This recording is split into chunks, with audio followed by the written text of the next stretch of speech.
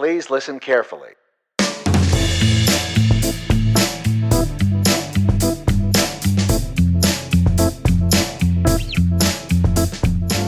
Welcome back to another episode of the Extra Buttery Podcast. This week on the show, we've got some discussion of the new disaster porn film that just hit theaters, GEOSTORM. You may have seen the terrible, terrible trailers that came out making it look like it was some late-night B-movie. And let me tell you, that's exactly what it was, except on a $120 million scale.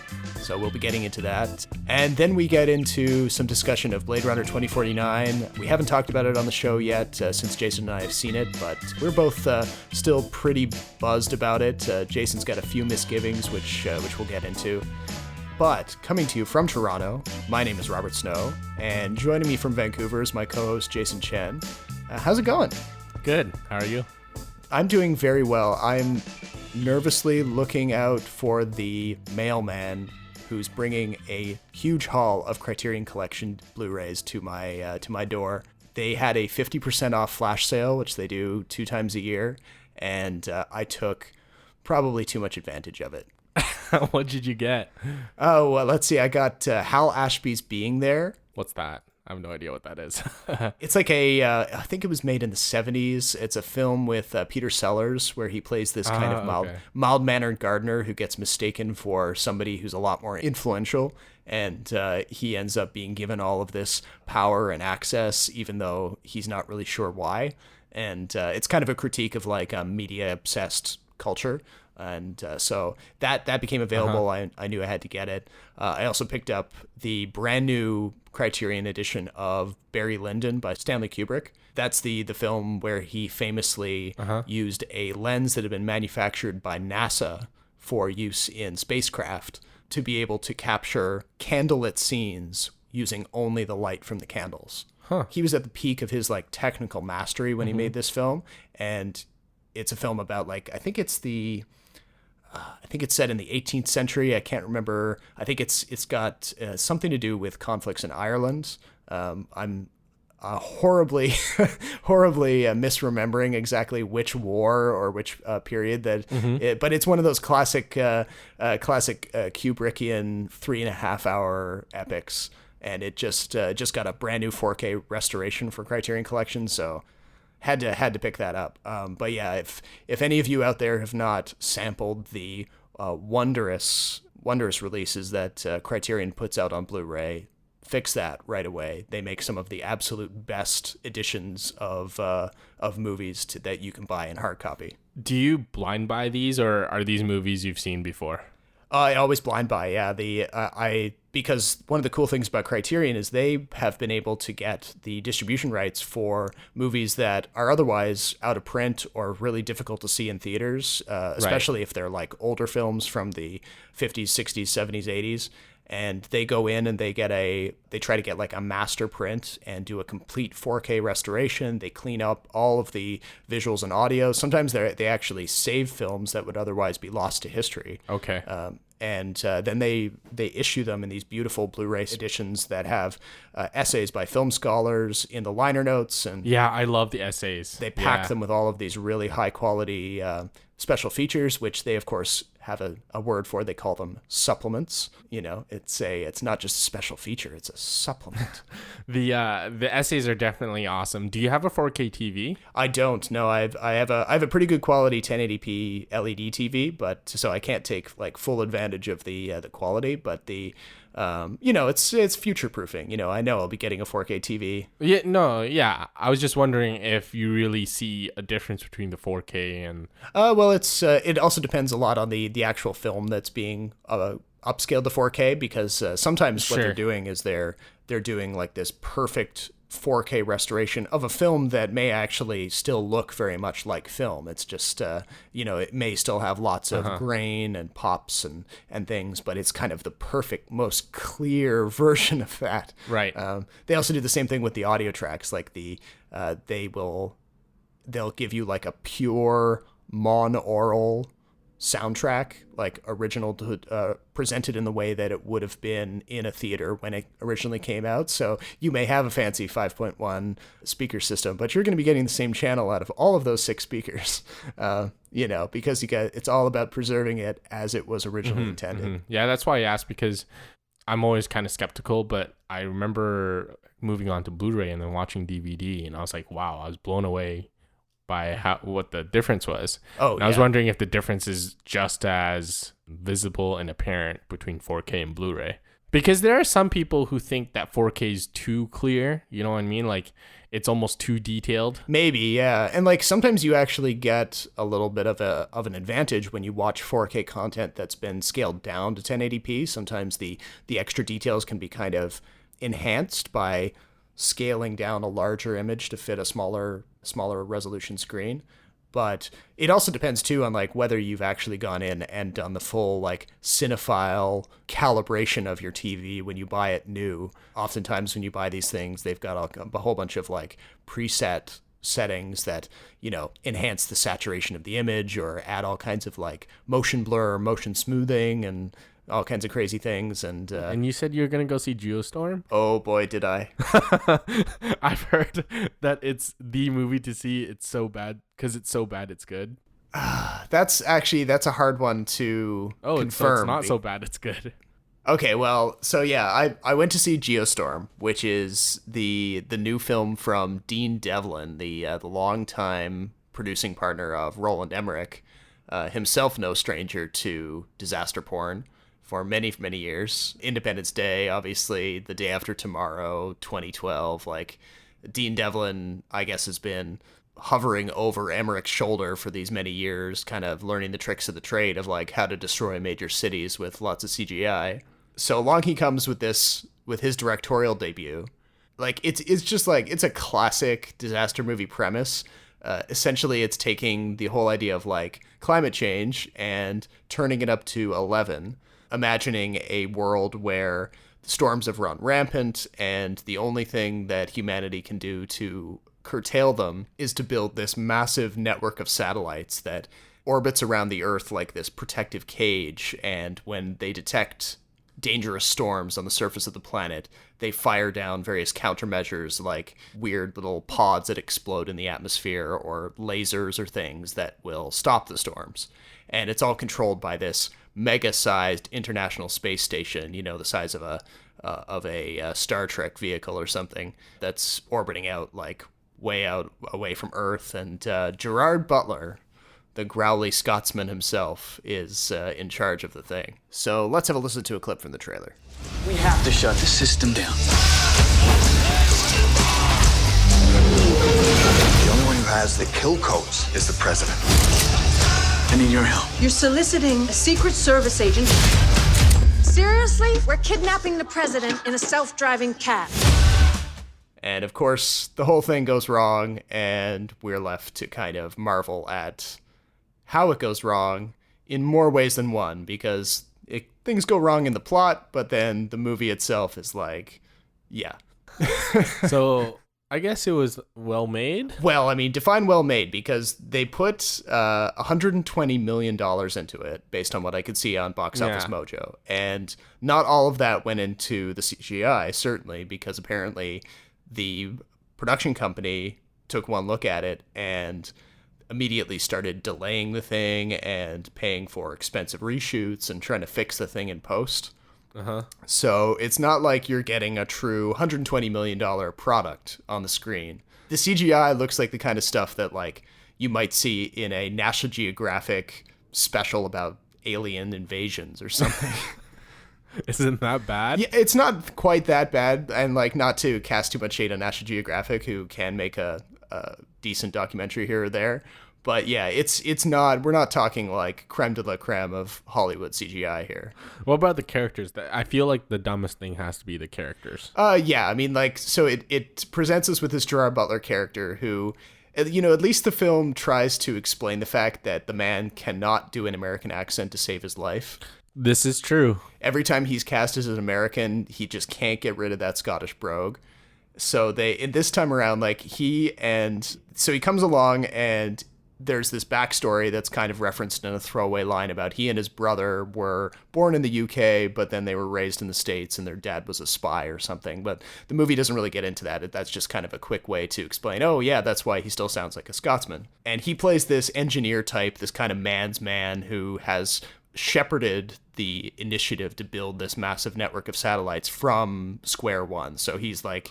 Okay, two things. The fact that they have to explain where his accent comes from means that the movie has very little substance to begin with. Yeah. Second of all, Gerard Butler in no way, shape, or form looks like a mad genius scientist who can build a satellite. Exactly. So it kind of presents us as like this, he's this man's man character who likes to kind of strut into a scene and kind of make fun of people, but he's also supposed to be super smart.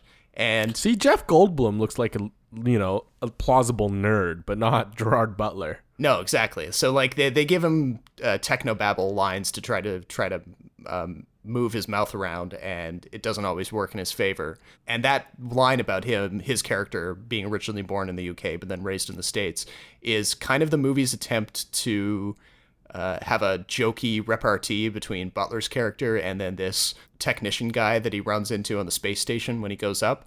Okay. It's more of the film just kind of trying to get that function of explaining the accent out of the way and hiding it in dialogue. And the joke just doesn't land, right? So stupid. So anyway, first thing we have to get out of the way is the filmmakers really don't seem to understand what weather is. Like you would think that, you sit down to make a movie about a massive network of weather controlling satellites that malfunctions, you would kind of look up the definition of the word weather. Because in the film, we get lots of things happening that really aren't weather. You get giant tsunamis wiping away the whole country of Dubai. You get space lasers that are like setting Moscow on fire. And the whole time you're thinking to yourself, like, I'm not a meteorologist, but none of these things are actually weather events. Some of them are like, you need an earthquake or you need like literally a giant laser in space. So why, it just speaks to the overall laziness of the film that they can't even stick to the barest outline of the science, That's kind of what I heard. That was kind of scrambly. Yeah. What does Abby Cornish do in that movie? Abby Cornish plays this Secret Service agent who is dating or like almost the fiance of the character played by Jim Sturgis, who's Gerard Butler's character's brother. So she's just kind of there it's kind of hilarious, her role in the film, because it's almost as though the filmmakers knew that what they were putting together wasn't going to stand up to any scrutiny. So they just threw in bits and pieces of other genres. So like she's in there to play this Secret Service agent who helps kidnap the president because the president is the only person with the biometric fingerprints and the retinal scans that can reboot the satellite network. And like, just as I'm saying this, it sounds stupider and stupider. But yeah, they basically throw in an espionage thriller on top of a Gravity-style space disaster film, on top of like the Day After Tomorrow weather cataclysm stuff. And it's just like they're kind of queuing up every possible piece of popcorn entertainment, every genre and subgenre, and they're just kind of tossing it in there. Does she have a pretty big role? I always feel like she's underused. I mean, I was kind of surprised to see her in this, actually. I'd vaguely remembered her from the trailer when the trailers for this were hilarious, and that was half of what made me want to see it. But then she popped up in this really awesome performance in a film that hasn't come out yet, 3 Billboards Outside Ebbing, Missouri, which I talked about in our TIFF wrap-up from a few weeks ago. And she plays Woody Harrelson's wife in that film and does... She's also in RoboCop, eh? Oh, really? Yeah, the newest one. Oh, okay. I totally forgot about that one. She plays the wife. Oh, okay.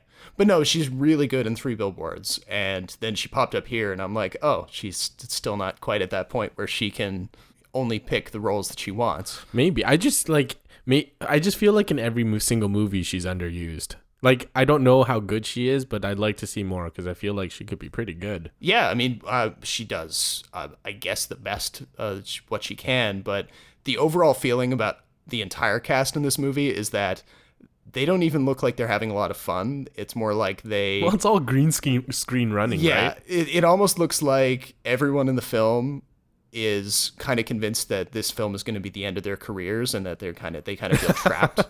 So that certainly doesn't help things very much. It's the list of like incredibly stupid things could go on for hours and hours. But I'll call out a few highlights. For some reason, this giant space station has a like teleconference room that's like a holodeck, but that like Gerard Butler has to like walk in, and then they have this secure link to the president's like holodeck on Earth.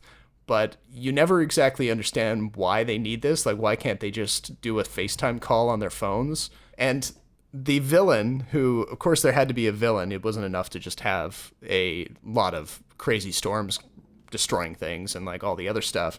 There's literally a person who set this whole chain of events in motion and caused the malfunction to the weather controlling satellites.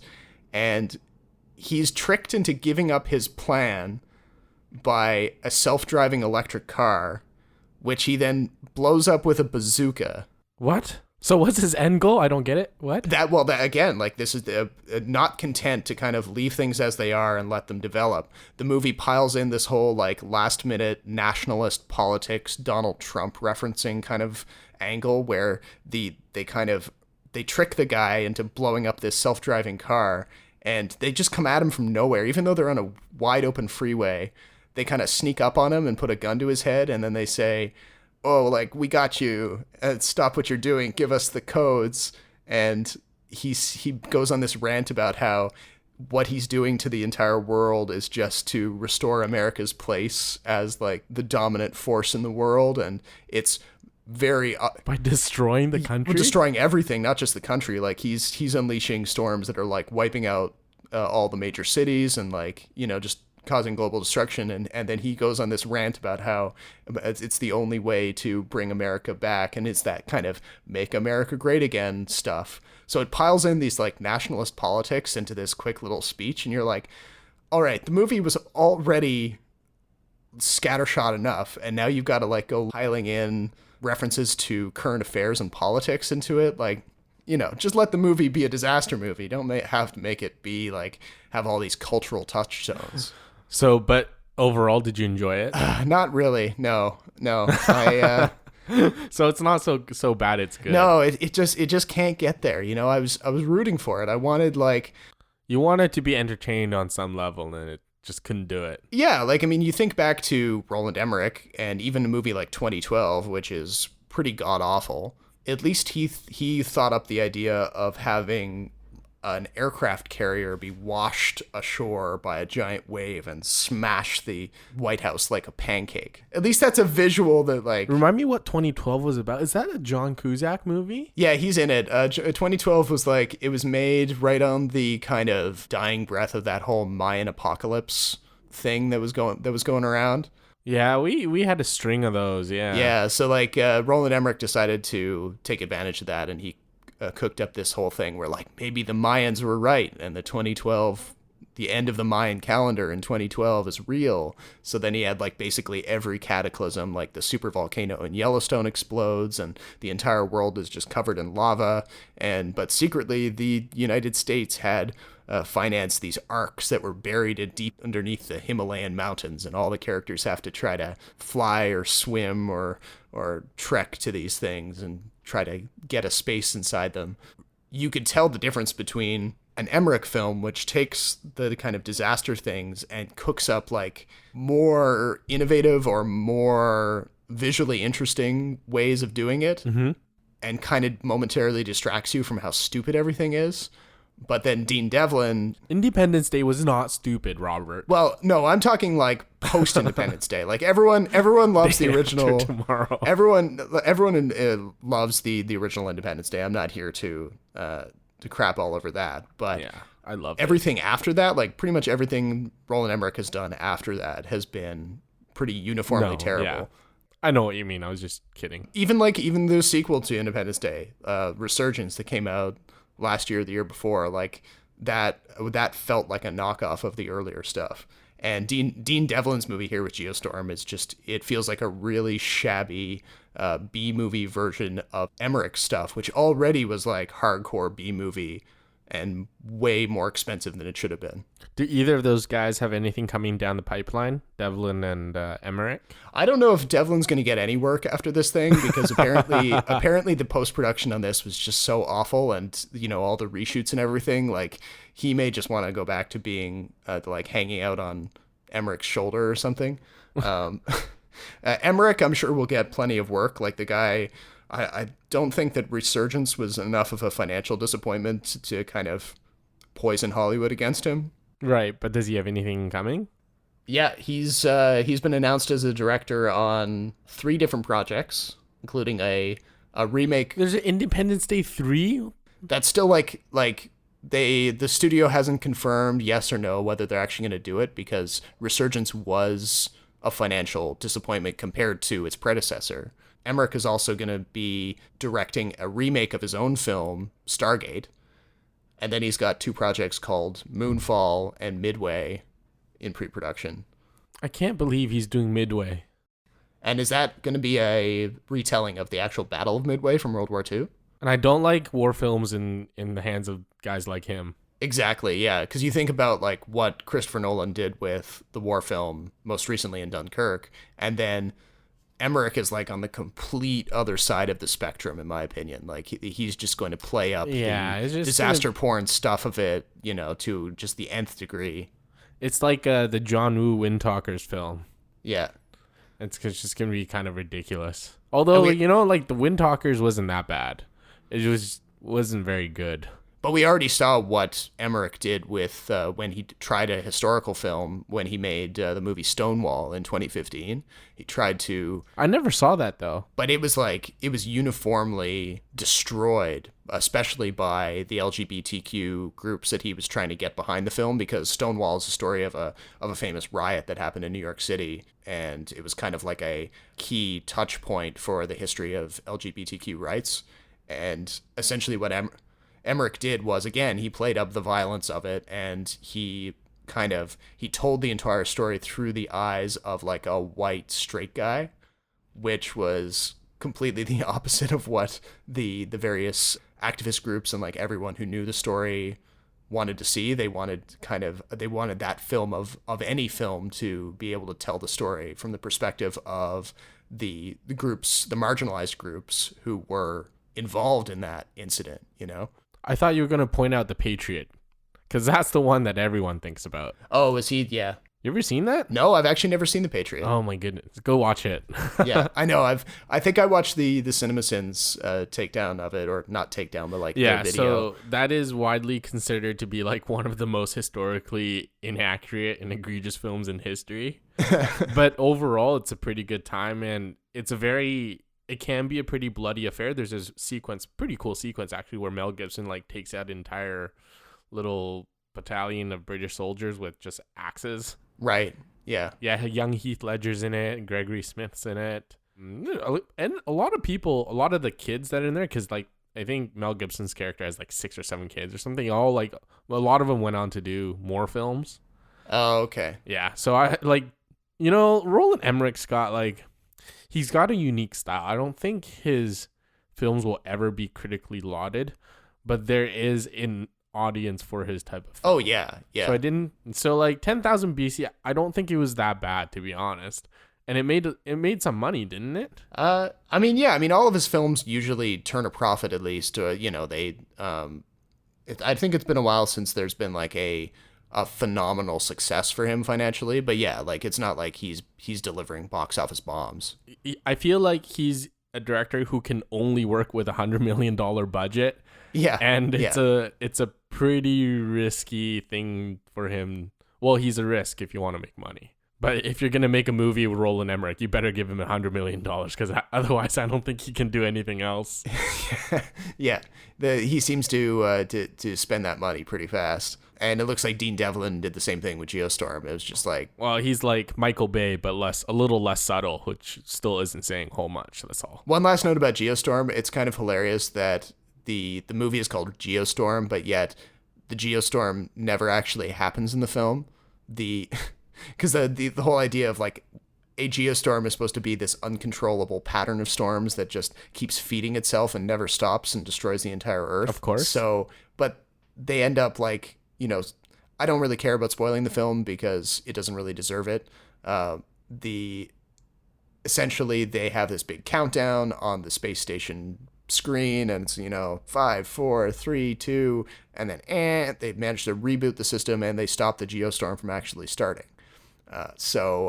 Meanwhile, there's all these rashes of like a million tornadoes leveling Mumbai and like this wave of ice that engulfs Rio de Janeiro. Like they have all these individual incidents, but you never actually see the geostorm. That's the I guess the apocalypse that they're trying to avert. And also very few of the actual principal characters get involved in any of the weather events at all. So they just kind of forgot to do that, except for that one, like the lightning storm. It's called plot armor, Robert. Plot armor. But no, like plot armor is like you get involved in whatever the disaster is in the case of this genre, and you escape just because you need to serve a function to the plot. This is like, they don't even bother to put the characters into the scenario. It's just, it's always seen in cutaways with like random extras dying. Even better plot armor. You don't have to spend money putting all these superstars in like adverse conditions. They can just film a scene in a helicopter or something and save you a lot of money. So yeah, if you're out there wondering, oh, maybe I want something stupid to distract myself the next week until some better films come out, save your money. Go see Blade Runner 2049 a second time or something. I still haven't seen it a second time. Oh my god. No, neither have I. I need to go, because the first time I saw it in like plain 3D, no IMAX, no AVX or whatever, and I need to see it on IMAX because I need to be like totally immersed and surrounded by this like world that he's created. Is it a post-converted IMAX thing, or did he actually use IMAX cameras? I don't care. I just need to see it on a really, really big screen. Yeah, you need that like 8-story screen. Yeah, I get you. Yeah, because it's visually that good. Oh yeah, like the just wash in that Deacon's cinematography. I mean, after the initial viewing, like when was it when you saw it? I saw it opening weekend. I think it was maybe like the Sunday it came out or something. Okay, so you were presumably in a pretty packed theater, right?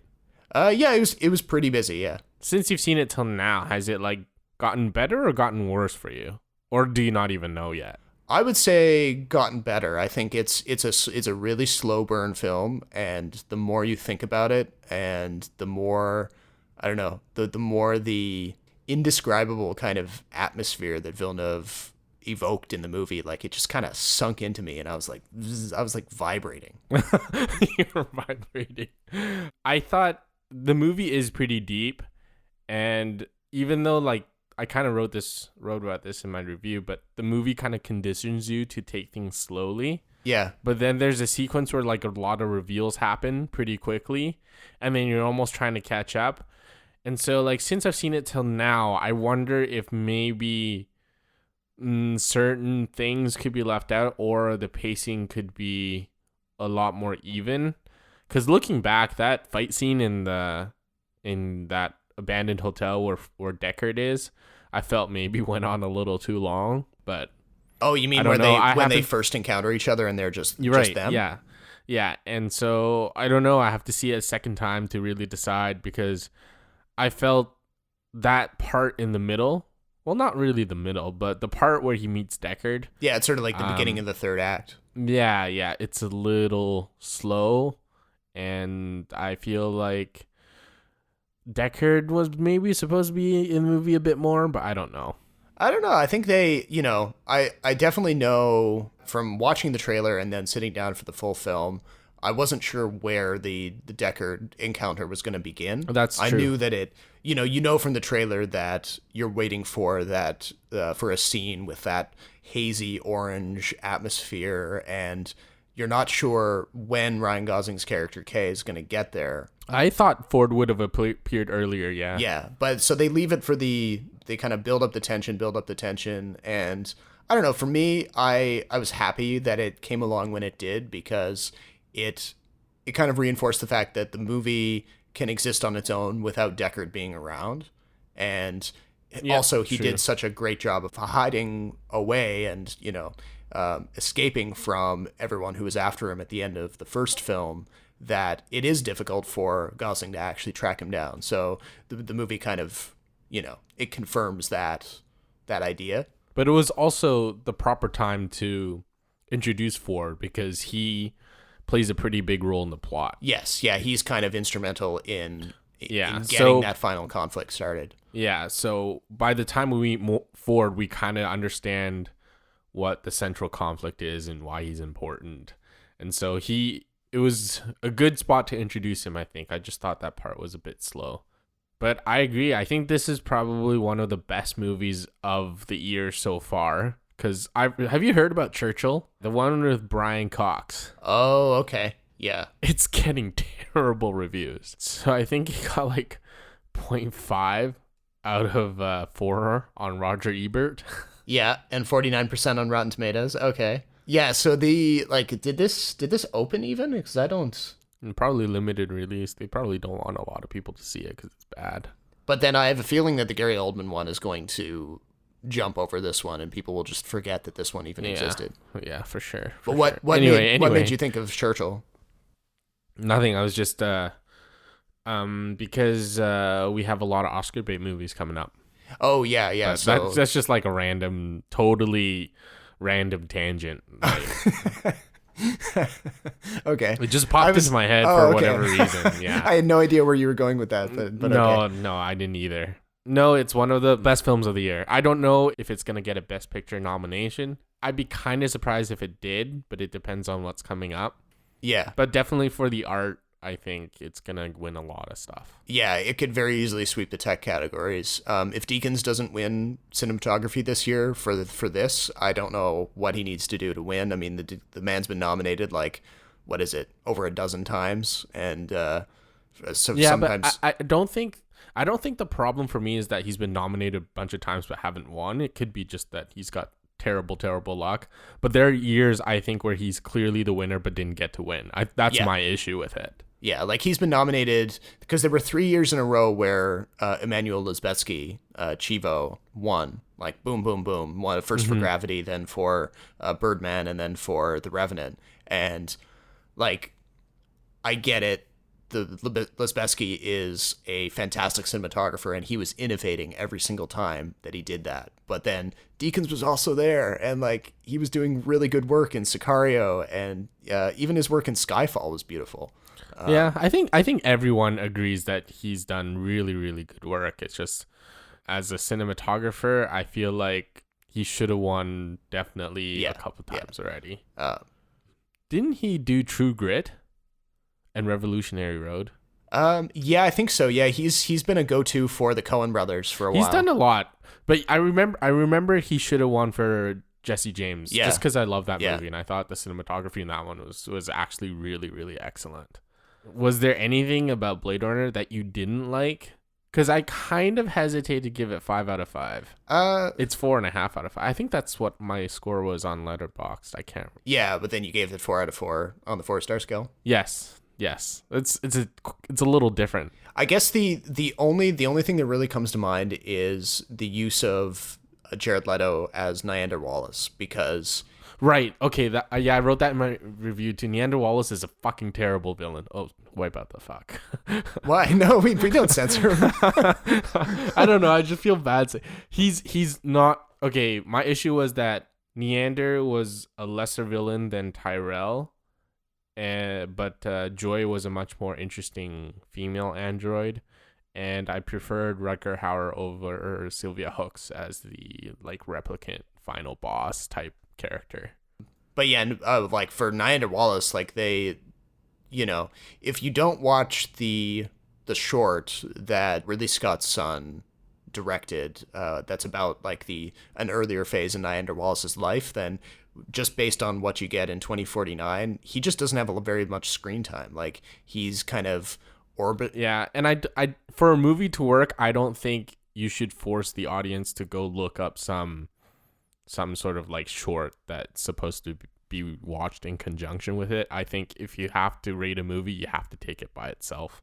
and not the other stuff that comes with it. Oh no, yeah, I agree with you on that front. But the short doesn't it's not like the short does like some huge revelation or anything. Right. You know, we don't learn a huge amount about his character, but it at least fills in a little bit of extra detail. Yeah, because for sure.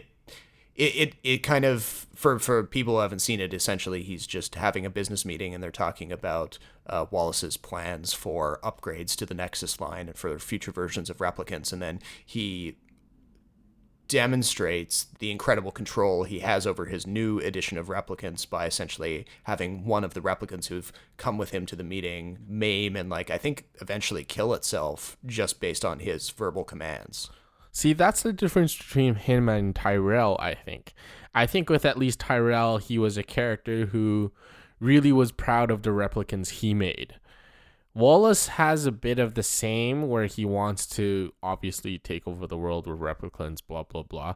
But I think there is a bit of anger and frustration with him when he cut that replicant, the female naked one.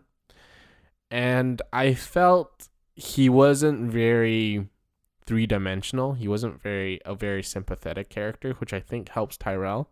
I think if you watch the original Blade Runner, every character is sympathetic in some way, and not so much in the new movie, especially with the villains. Yeah, other than that tear that we see coming from Love's eye in that one scene, she's portrayed as being a pretty cold, unfeeling, evil replicant, and Wallace is he's that stereotypical ruthless industrialist type of character that there's a bit of the Joker in this performance. I can see it. Less kind of charismatic or anything, but charismatic. He was anything but charismatic.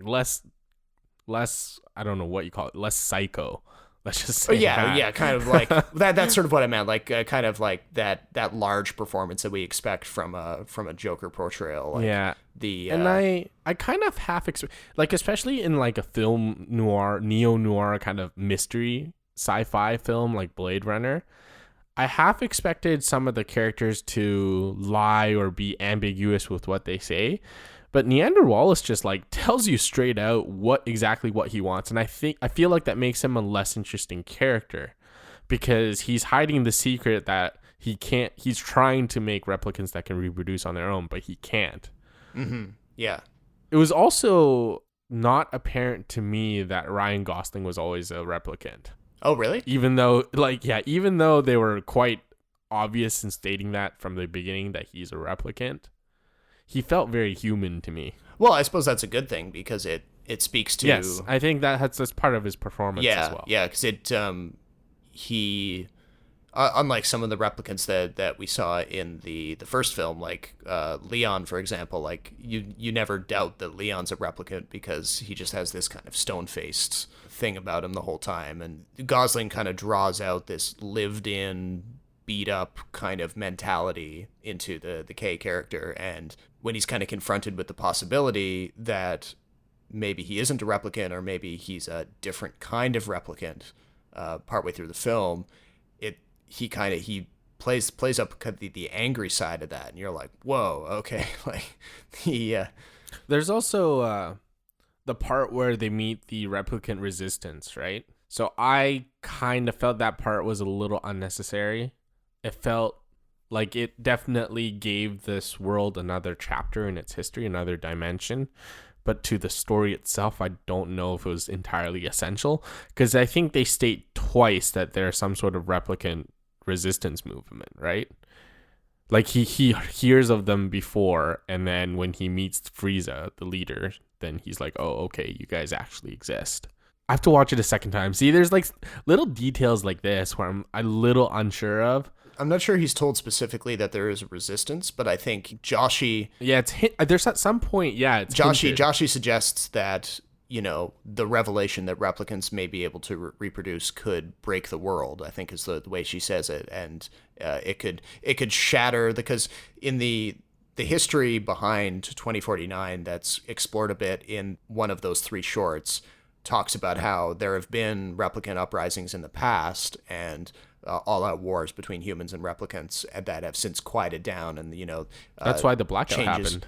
Yeah, so changes to the regulations over how they're made have created this current peace. So then when the rebel replicants are revealed right near the end of the film, it kind of says, oh no, they didn't really go away. Like there's still a movement on the go. But I think that scene serves a bit of an exposition dump, which the film, I guess, deserves at that point. Some films overdo it on those kind of scenes, but by the time we get this particular scene with Frieza, you're like, oh, okay, finally a few easy facts. And then it also serves to kind of bust up the misconception that Kay has about him possibly being Deckard's son. I don't remember that sequence all too well. Was it really exposition heavy? Because I think the only point of that... No, not like...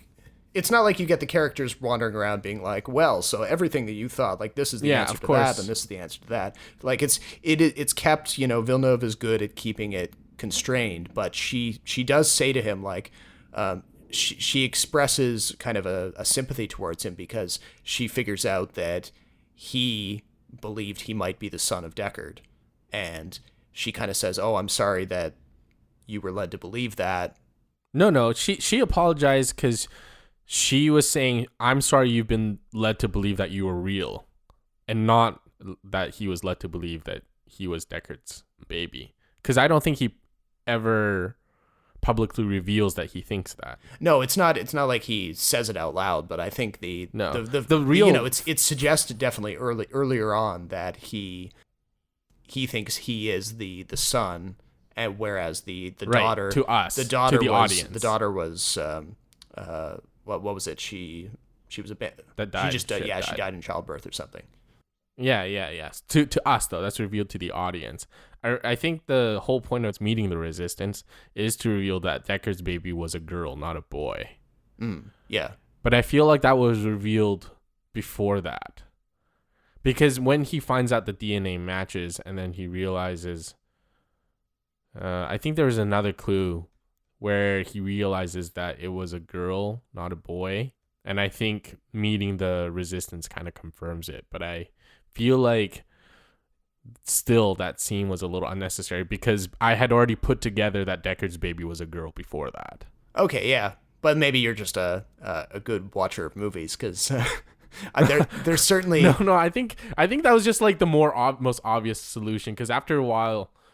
when you watch a movie, you kind of can point certain things out. So if it's like, okay, if it's not that, then it's definitely the other thing, Sure. But I think it is important to also account for like the average folks who they're just there to watch something fun, and there's been a lot of reactions on Twitter who from people saying like it was boring, it was too long. It was boring, it's too long, they just didn't get it, and there's the little clues kind of pass them by. So sometimes you do have to kind of extend a little bit of a branch to folks who they're not doing that kind of close reading on their first screening of it. Right. I was at a matinee showing with very little people, and I think I was the only one in the theater that actually really enjoyed it because I kind of looked around and everyone else was either like stunned in their chairs, still trying to figure out what the hell just went on, and other people just stretching and waiting to just get out of it. There's no like audible applause or anything. Oh, that's too bad. Which is okay. I was sick of the applause after a bit. Yeah. But I do feel like this film should probably deserve an applause of some kind. Yeah, I mean, and I want to... But it's a very good sequel. Like, I would highly recommend it to anyone, and I'm going to go see it again, hopefully. Yeah, and it kind of, it speaks to the intricacies and the care with which it was made. If we can spend, like, 10 minutes talking about minute clues and like whether or not a character knew something at a certain point, that not every film has that, and it's definitely something to be commended for Villeneuve. He sounds like he's going to move ahead with more sci-fi. He's going to be doing an adaptation of Dune. Yeah, Dune would be... I feel like Dune is something that would turn out very well in his hands. Yeah, and I haven't seen the David Lynch adaptation from the 80s with Colin McLaughlin.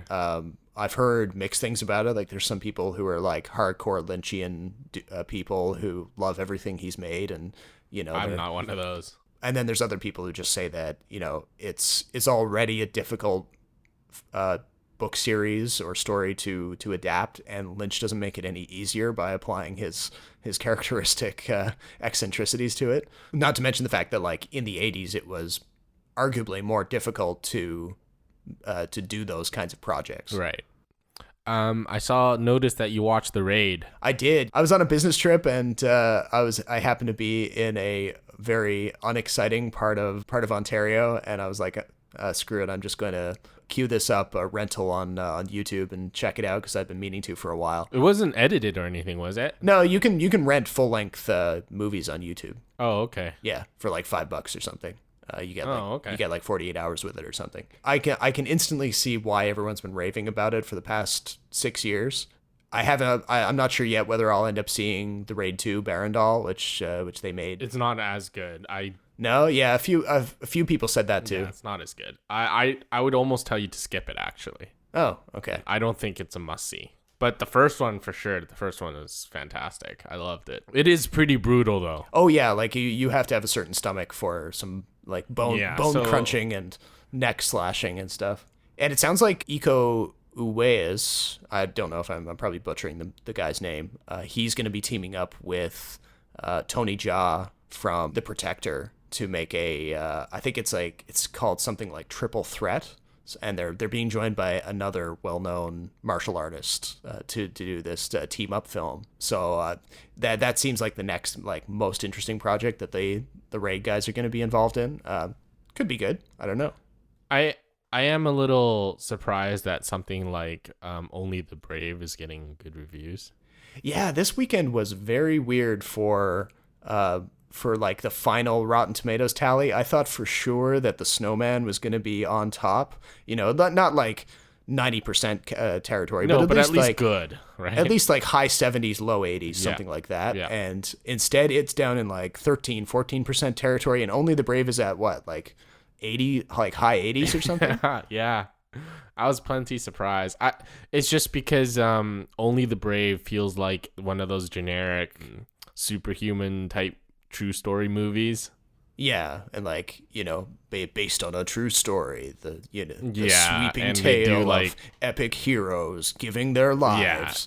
Yeah, exactly, with like messy home lives, or there's a guy with like a newborn baby. Yeah, he never sees his kid. Just cliched stuff like that. Yeah, but apparently it makes the best. Yeah, it makes the best out of what could have been a pretty cliche product. So Yep. will I see it? I don't know. It seems like more of a Netflix thing for me. I saw a detail about your favorite Michael Mann. Apparently, Guillermo del Toro is going to be doing a documentary about Michael Mann. What? Yeah. Guillermo del Toro. I didn't know del Toro was a fan. Yeah, he is a hardcore fan. He mentions what? It comes up a couple of times in the touring exhibition that's actually right here in Toronto right now. The collection of materials from del Toro's films and from his house in Los Angeles. It's called At Home with Monsters. And at a few points during the exhibition, you see clips from del Toro talking about Michael Mann and the influence that Mann had on del Toro. Not that you might like guess it from del Toro's films, which couldn't be more stylistically different from Michael Mann, I would argue. But yeah, he ranks like Heat up there with some of the most influential stuff for del Toro as a filmmaker. And now Heat is just, I can't get over how amazing Heat is. So but yeah, del Toro's going to be doing a documentary about him. I assume it's going to be like a pretty standard talking heads kind of thing. I don't know how much of del Toro's artistic sensibilities he can put into a documentary. We've never seen him do anything like that before, but color me interested. Yep. I'm just surprised that someone like del Toro would find such reverence for a guy like Michael Mann, who's stylistically so different. Yeah.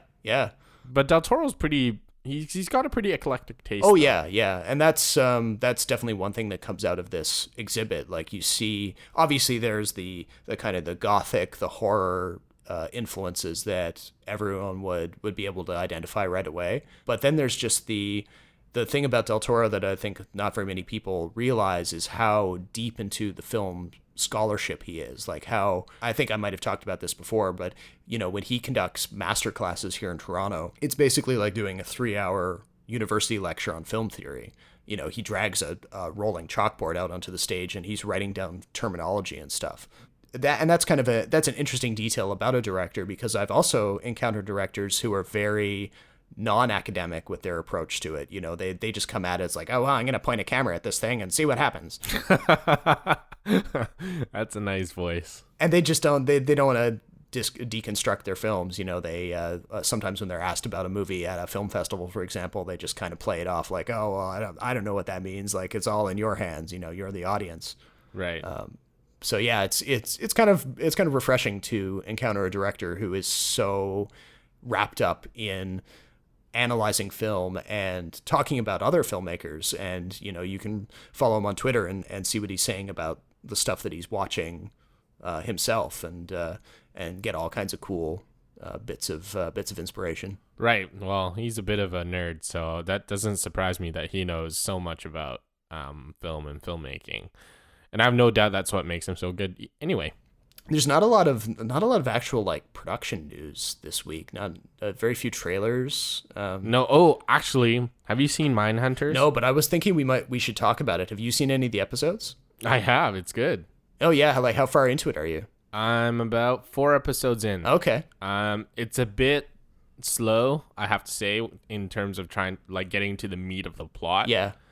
But I love that it's a period piece. I think the acting is quite good. I think the guy who plays one of the serial killers, Kemper, is excellent.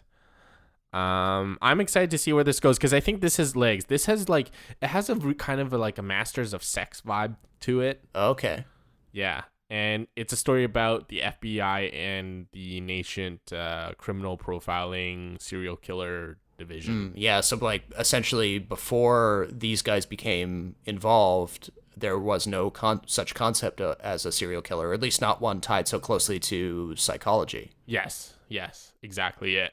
And so it's about their efforts trying to convince a very old-fashioned, very old-thinking FBI and law enforcement people to, take some knowledge away from what they're trying to, I guess, create. Rather than seeing these bad guys as just like one-offs that Right. they can just throw in a cell, to better understand why they kill and how they might Right. be able to recognize patterns. Right, so in the beforehand and future, stuff. you can prevent victims by predicting what they're trying to do.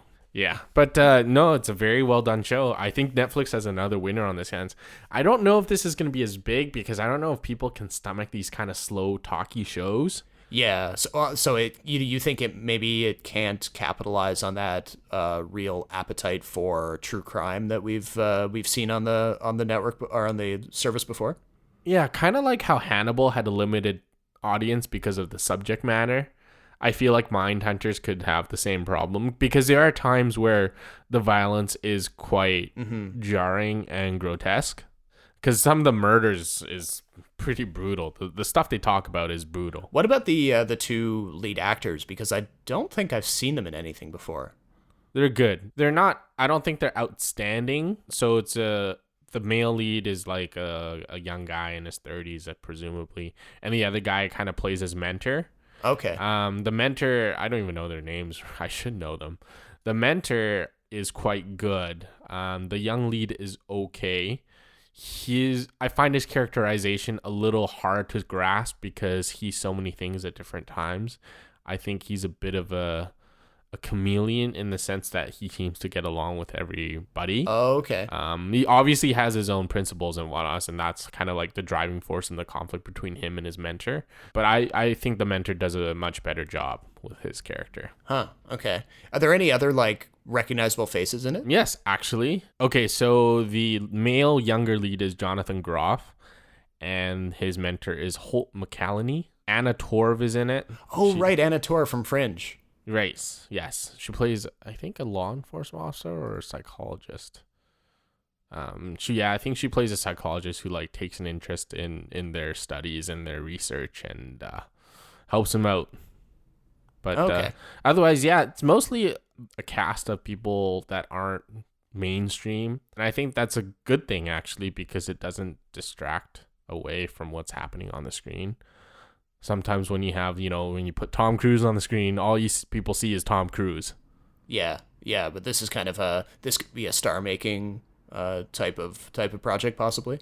Maybe. This is a good stepping stone, but it won't. I don't think it's like the breakout type.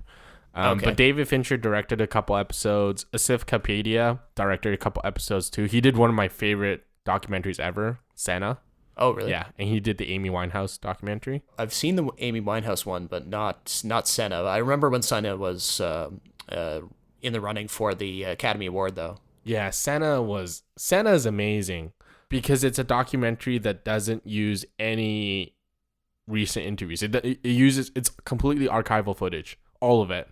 Oh, that's cool. It is really awesome, and the narrative is constructed so well. Oh man, it's so good. I think it's still on Netflix, so it should be pretty easy for me to track down. Yeah, I highly, highly recommend it. I think it would be a good start. Do you know anything about F1? Outside of I've watched the Ron Howard film, but I don't. Rush, yeah. Okay, Rush is the era before Senna. Oh, okay, yeah. So, but other than as for the ins and outs of the actual sport, I'm completely in the dark. But do you know who Senna is, or do you know who Alain Prost is? Not Alain Prost. I mean, I know that Senna is one of the legends of the sport, just from people talking about the documentary when it was in the running for the Oscars. But I can't really I don't have much context for why he was so great or anything. Never mind. Screw the context. Don't ruin it. Just jump straight into the documentary. Okay. and because it's quite informative, and then afterwards you can look up the entire F1 in the 80s and go into a proper Wikipedia wormhole. Yes.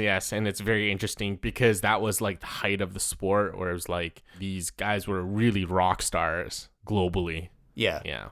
And it was when drivers, any athlete will say that athletes today aren't like the athletes of 20, 30 years ago. And it's kind of the same deal here, where the F1 drivers from the Senna era had a lot of personality, had a lot of egos that wouldn't be unlike a soap opera today. They hinted stuff like that in the Rush film that Ron Howard put out, but it would be kind of cool to see the actual archival material that backs it up. Yeah, so James Hunt makes a small appearance in it. Niki Lauda's in there, but after he's burnt. Yeah, after that accident. Yeah, exactly. Yeah, so you should watch that. Highly recommend. Well, that might actually be a good way to transition into the. I was thinking we could do something in upcoming episodes where we offer our best pick from recent streaming releases. Yeah, or just something that you or me haven't seen and that we'd highly recommend. The key recommendation for me this week would have to be Colossal. I saw that. I didn't like it. Oh, you did? Or you didn't? Yeah, I didn't like it. Oh, okay. Because that's the Anne Hathaway movie, yeah, right? I saw it get added to Netflix, and I had heard so many good things about it, but when it came out, and I immediately added it to my list. But you're saying that it's actually not that great. Oh, you haven't seen it? No, because I'm recommending it just based on what I've heard about it. But I'm being excited for it. But I have seen it, and I don't think it's very good. Oh no, okay. Where's my? Sorry, Rob. Just totally shit on your recommendation. Well, hey, that's the. You know what? If you're familiar with Nacho Stuff director, I can't remember his last name. If you're interested in his stuff, maybe this is more up your alley. But I thought this movie was far too heavy-handed, far too on the nail with its kind of like Mother. Oh, it's far too nail on the head. I don't think the characters are very engaging. I think Anne Hathaway was good, but she was probably the only good thing about it. And I still don't think Jason Sudeikis is worth paying to see. Wow. Okay. Well, for those of you listening, you have two very different versions of that.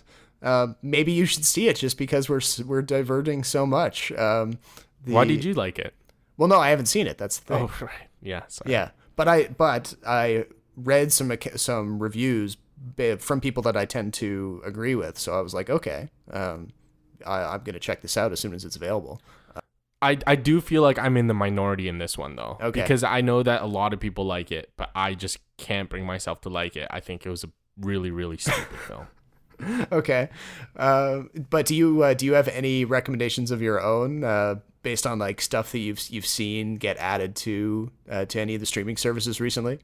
Other than Mindhunters, which just came out, the one film I did see at VIF that was very good was Bad Genius. Oh, okay. That's because you that was towards the end of your VIF. Yeah, that was my last VIF movie, and it was very, very good. Yeah, yeah. I think it's a Thai film. Okay. So, but it could be like a joint effort between multiple Southeast Asian countries. But the story is about 4 high school kids who kind of start this cheating ring, basically, to get into top universities and in schools around the world by cheating on exams. And they think of this like super elaborate way to cheat and get good marks. And okay. Obviously they're trying to avoid authorities, their parents, like moral questions and whatnot. And I think I talked to you about this after I saw the movie. It had a very Edgar Wright feel to it because the director who made it has this same tendency to zoom in on things, quick cuts, yes, sharp editing, not so much that it makes you queasy or makes you confused, but he uses it in a way to tell a story that's both very dramatic and funny at the same time. Oh, yes. Yeah, I love that kind of stuff. Yeah, so if you can get your hands on it, I highly, highly recommend it. I don't know if it's going to be put in as a best foreign language film because I don't think it has the emotional, dramatic weight that a lot of these foreign films tend to have. Like, there's no real... It's not a story about, like, people losing family members, and it's not historical or anything, but it's a very kind of cool heist film involving kids. It reminds me of there was this North American movie called The Perfect Score, and it was well before Chris Evans and Scarlett Johansson were famous, and they were in this film, and it's about basically the same thing: a group of kids who try to steal SAT exams before they write it so they can cheat. Except Bad Genius is way better executed. The stakes you feel are higher. I think the performances are much better. And I think because the story takes place over a period of 2-3 years, you really grow with the characters and understand why they do the things they do. Okay, cool. Yeah. Oh, I do have another one, actually. Sorry. Oh, you have another one? Yeah. I also saw Borg McEnroe that day. So that's the Shia LaBeouf film. Oh, yeah, because that was the film that opened TIFF. Yes. And as a big sports person, I feel like I have maybe not more qualifications to judge the film, but I certainly felt that the movie felt quite generic and empty. It was a character study, but it never quite made the point because all it does is show you snippets of Bjorn Borg, who was brilliantly played by Sverrir Gunnarsson. Sorry if I butchered your name. And he plays Bjorn Borg, who's like the Swedish tennis phenom. And Shia LaBeouf plays John McEnroe, which we all know, if you watch tennis, is like the big loudmouth American. And so he's trying to juxtapose these two, one really calm Swedish tennis player and a brash American player that's challenging him for the #1 title. So the premise itself is generic and you kind of know what to expect. But I don't think they ever really delved into characters. They only showed them doing things. Maybe few close-up shots of confused faces and I guess their determination and a couple shots of them interacting with other people. But I never felt like the movie really went anywhere. I don't think the characters ever really went on an arc. Okay. So wait, you're not recommending it? No, I'm not. Okay, but but you know what? It's worth watching. It's just not that good. Okay. If you like tennis, as you can probably tell, Jason has a different interpretation of the recommendation segment that I'm trying to pitch him on. No. Okay, if you are interested in it, I do think it's worth going to see. But if you're on the fence, I think you can wait. Okay, all right. So but if you're interested in a pretty good performance by the two leads, Shia LaBeouf is quite good. Stellan Skarsgård really kind of like gets on my nerves in this movie. He plays Bjorn Borg's mentor, and he's like a very like grumpy Swedish dude with like fake old man hair, it looks like. It's well shot, it's well acted for sure. I just don't think the story and the plot are very deep or very... It could have been a lot I think there are a lot of things that could have been explored a lot more. That's all. So what I'm hearing though is it sounds like the film about Billie Jean King and Bobby Riggs, Battle of the Sexes, is going to be the king or the queen, I guess is the more appropriate, the queen tennis film of this season. It's one of those dueling years for films about similar topics, and it seems like Battle of the Sexes is going to come out on top. Well, because it has a much more marketable cast and a wider release. I wouldn't doubt that it's a better film, but my buddy did go to see that film, and he's a bit of a sports guy as well. And he kind of said the same thing I did about Borg McEnroe. It's like, it's very generic, it's well done, it's well acted, it's a little cliche, there's not a lot going on, and you don't really see these characters go through a big arc that really turns them into something else or gives them a really proper other dimension to them. Right. Okay. All right. And of course, he said Steve Carell was a caricature again, which I totally believe, but he does it well. Yeah, so whatever. Yeah, he is pretty fun at certain points. Yeah, but I think that about does it for this episode. Make sure to head on over to kinetoscope.ca. Jason's got a full review of Blade Runner 2049 up on the site right now. We'll have a Netflix recommendations post coming up in the next couple of days, and as well as a review of GEOSTORM, which I'm currently working on, where I'll break down all of the many failings of that new release. But until next time, my name is Robert Snow in Toronto. My name is Jason Chen from Vancouver. Like Robert said, be sure to check out our website, kinetoscope.ca, for his review. I'll have more reviews for VIF coming up, but we'll talk to you next time.